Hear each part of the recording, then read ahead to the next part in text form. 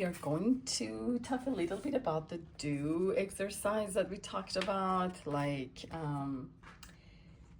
the challenge that was basically created to practice the light challenge that we did earlier. So we kind of had the theory, we did a couple of things with the highlights and core shadows and light shadows and highlights and reflected light and all of that. But now when we are going to paint a do, it's going to be kind of similar exercise, and we're bringing it to life into like real life subject.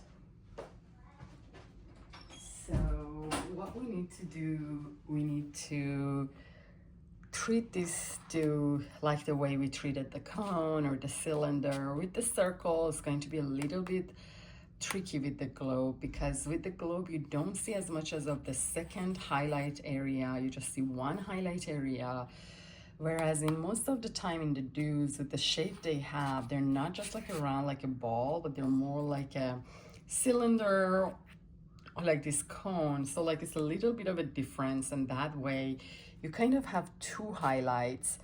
And this highlight, as you see, usually has like a little bit of a core shadow here, a little bit of a reflected shadow, and a little bit of a core shadow there. So it's a little bit of a different, but at the same time still same. And then it has like this cast shadow that is right under it. So we have all the elements that we have talked about. We have the highlight that we see here. There's one highlight, and the second highlight that we have a little bit of it here that is called reflected light. And we also have the core shadow that is going to be right here, and a little bit of it here. And you have the cast shadow, which we talked about, and the reflected light that is a little bit of it here, and a little bit of it actually right here we have.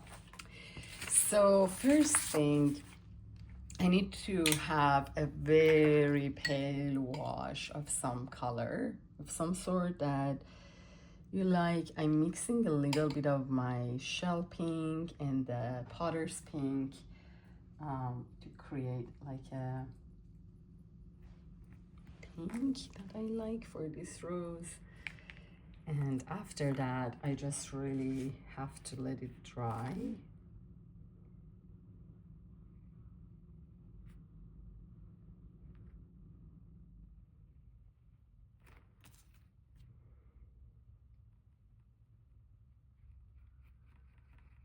And because I don't want it to be super pigmented, so that I can keep the highlights for my rose, as you see, I'm not going with a super dark background.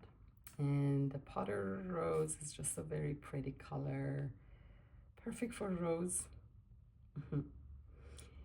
And now I have to let this whole thing dry, just making sure you like the shape. If you want to add any highlights to some areas, like especially the edges of your petal, you can definitely charge like a little bit more darkness around the edges, or maybe even like that tip area here where the petal is attached to the flower. And I'm adding just a little bit more darkness in that little corner.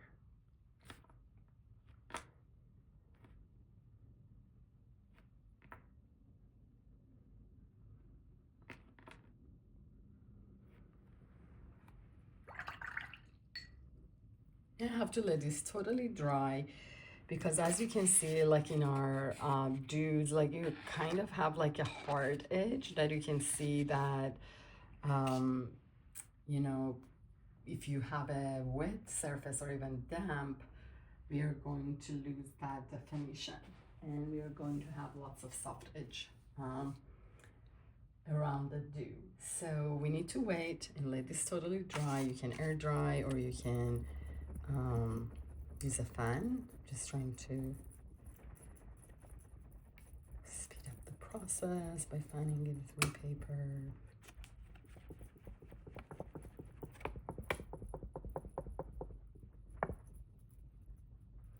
And while this is getting dry, you want to work on your do color.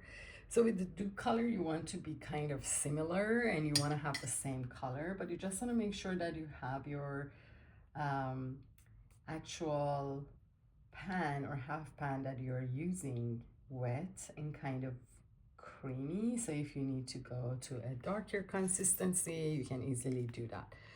I'm going to test the back of my hand. I still feel like there is a little bit of a wetness here, so I'm going to fan it a little bit more.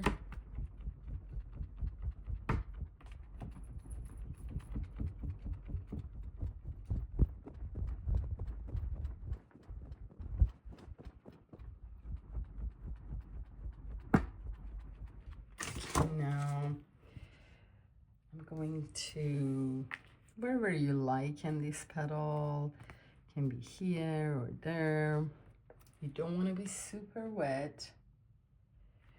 And let's say somewhere here.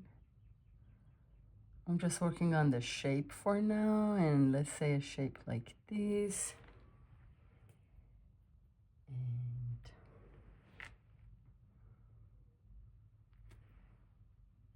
And I'm going to,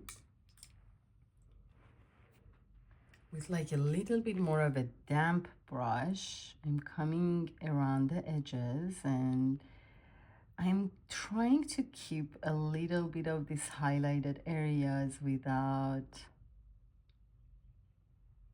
ruining them. You can go to your smallest brush if you want.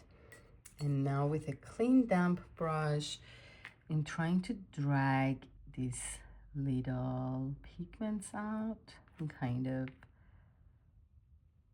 blend it here. So this is kind of two highlighted areas that I almost see here. There's one here that is really light, and there is a little bit of a highlight right here. What I need to do is just adding a little bit more of a darkness right back there behind the first highlight. So I go to my creamy consistency and get a nice and creamy consistency, and I come right behind that first highlight on the top. As you see, I'm adding just a little bit to it and trying to go around it and define it even a little bit more. And because there is still a little bit of a wetness on the paper, as you see, it's still giving me nice and soft edges.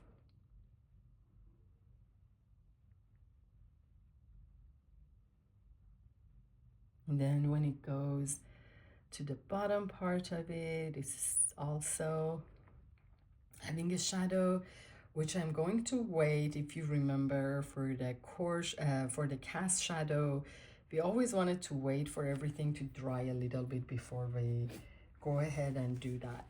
Again, either with Q-tip or with a tissue, I'm going to take a little bit more of pigment and lift a little bit more from the highlighted area, and that way you have like even a little bit more of highlight, and maybe close this just a little bit more.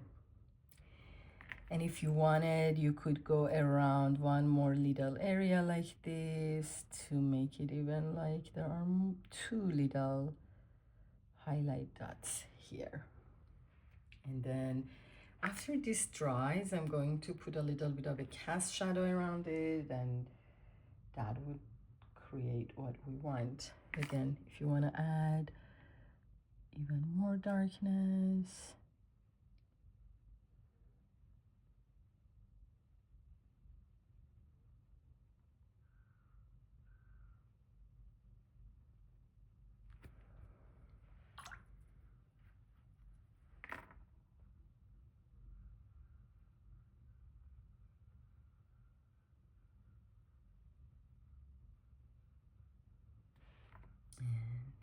and here I feel like I have a little bit more of a dry. So it's very important to know when we looked at our photo to see where the cast shadow is. In this case, it's more towards this way because of the way the light is. So I'm trying to keep it the same and adding just a little bit under here. As you can see, with a little bit of a gap from the do, and I'm just going over it and softening it so that it feels like a little bit of a shadow, but I want to keep that little area darker. But you don't want to go with so much wetness, because that way you can create a patch right under your flower. If you want to add a little bit more darkness under here, you can still, because of the dampness that you have.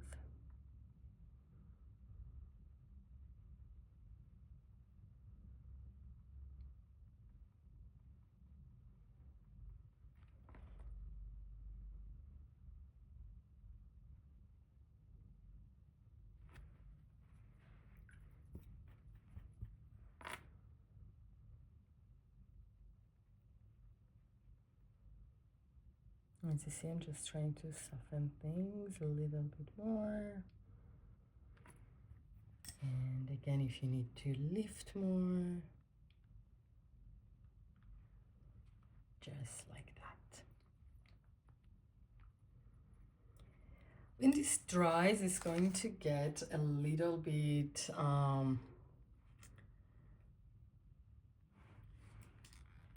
what do you call it, lighter for sure, and more realistic. Some people like to go and accentuate their highlights with white. You can definitely do that if you want it, but I personally prefer to keep the white of the paper. Good luck, and thanks for watching.